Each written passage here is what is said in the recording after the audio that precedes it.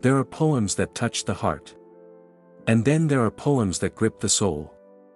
Insha ji Utho ab Kuch Karo is one such ghazal, written by the legendary Ibne Insha. But behind its melancholic verses lies a tale of obsession, sorrow, and mystery. Some say it's cursed. Some say it's prophetic. Today, we explore the haunting legacy of a poem that refuses to be forgotten.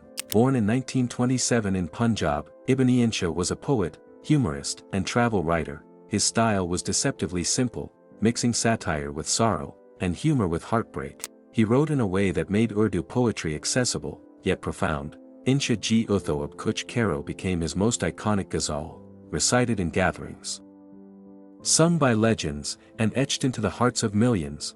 But what made this ghazal different? Why did it resonate so deeply, and disturb so many? The ghazal opens with a call to action. Insha ji Utho ab Kuch Karo, is Sher main ji ko lagana kiya. Insha ji, rise now and do something. What's the point of staying in this city anymore? It's a poetic cry of detachment, of leaving behind worldly ties. Each verse builds on this theme, of heartbreak, exile, and existential fatigue. The imagery is haunting. Torn robes, locked doors, long nights of separation. Some scholars interpret it as a metaphor for spiritual awakening. Others see it as a farewell to love. But a few believe it's something darker. Rumors began circulating in the late 1980s that the ghazal carried a curse. Two prominent singers who performed it died unexpectedly within months of their recordings. A radio host claimed that every time he aired the ghazal, he experienced nightmares.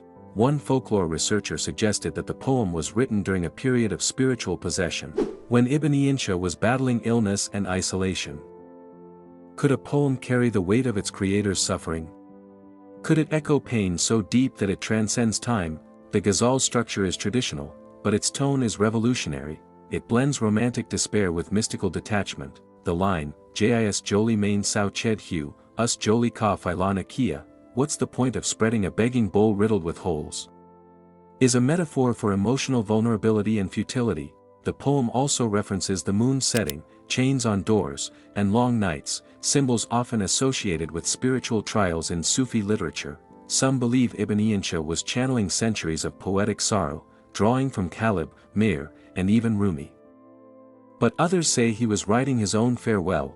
Listeners have reported feeling inexplicable sadness after hearing the ghazal. A study conducted by a literature department found that students who analyzed the poem experienced heightened emotional responses. The repetition of themes like exile, loss, and detachment can trigger subconscious grief. Is it the poem that's cursed, or the emotions it awakens?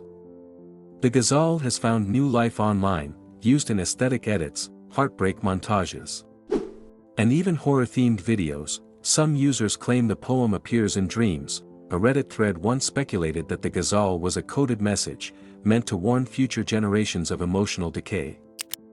In the digital age, even ancient sorrow finds new screens to haunt. Insha ji Utho ab Kuch Karo is more than a poem.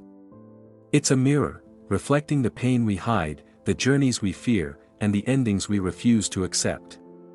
Whether cursed or cathartic, it remains one of Urdu's most powerful creations. If this story moved you, like, share, and subscribe.